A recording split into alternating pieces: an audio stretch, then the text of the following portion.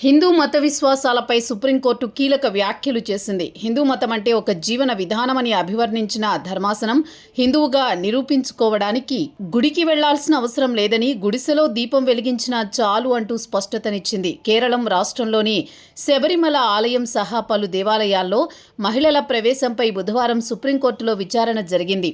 ఈ సందర్భంగా పలు మతాలు పాటించే విశ్వాసాలు, ఆచార వ్యవహారాలపై సీజేఐ జస్టిస్ సూర్యకాంత్ నేతృత్వంలోని ధర్మాసనం కీలక వ్యాఖ్యలు చేసింది.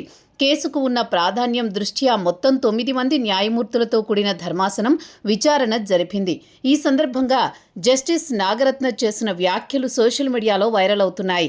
హిందూ మతాన్ని జీవన విధానం అంటారని, ఒక హిందువు తాను హిందువునని నిరూపించుకోవడానికి తప్పనిసరిగా గుడికి వెళ్లాల్సిన అవసరం లేదని జస్టిస్ నాగరత్న స్పష్టతనిచ్చారు. ఏదైనా ఆచారం పాటించాల్సిన అవసరం లేదు, ప్రజలు తమ విశ్వాసాన్ని వ్యక్తం చేయకుండా ఎవరూ ఆపలేరు అంటూ న్యాయమూర్తి తేల్చి చెప్పారు. ఇక శబరిమల ఆలయ ప్రవేశంపై 2018లో సుప్రీం వెలువరించిన తీర్పుపై పునఃసమీక్షకు పలువురు పిటిషన్లు వేశారు.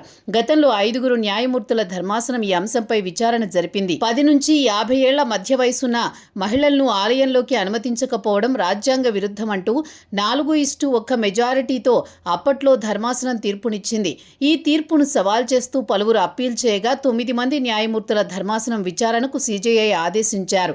గత 15 రోజులుగా విచారణ కొనసాగుతుండగా బుధవారం పిటిషనర్ల తరపున senior advocate doctor Mohan Gopal వాదనలు వినిపించారు. ఈ సందర్భంగా న్యాయవాది డాక్టర్ జి మోహన్ గోపాల్ వాదనలు వినిపిస్తూ హిందూ మతంలోని పలు వర్గాల నుంచే సామాజిక న్యాయం కోసం డిమాండ్లు వస్తున్నట్లు ధర్మాసనం దృష్టికి తీసుకువెళ్లారు. హిందూయిజాన్ని ఒక మతవర్గంగా నిర్వహించారని, మతం తత్వశాస్త్రానికి సంబంధించి అనేక విషయాల్లో వేదాలను అత్యున్నత ప్రమాణంగా అంగీకరిస్తేనే హిందువుగా గుర్తిస్తారని గతంలో సుప్రీంకోర్టు తీర్పునిచ్చిందని న్యాయవాది మోహన్ గోపాల్ తెలిపారు. హిందువులు అందరి అభిప్రాయాలు తీసుకోకుండా గతంలో కోర్టులు ఒక నిర్ణయానికి వచ్చాయని అన్నారు. దీనిపై జోక్యం చేసుకున్న న్యాయమూర్తి జస్టిస్ నాగరత్న అందుకే హిందూ మతాన్ని ఒక జీవన విధానంగా భావిస్తారని వ్యాఖ్యానించారు.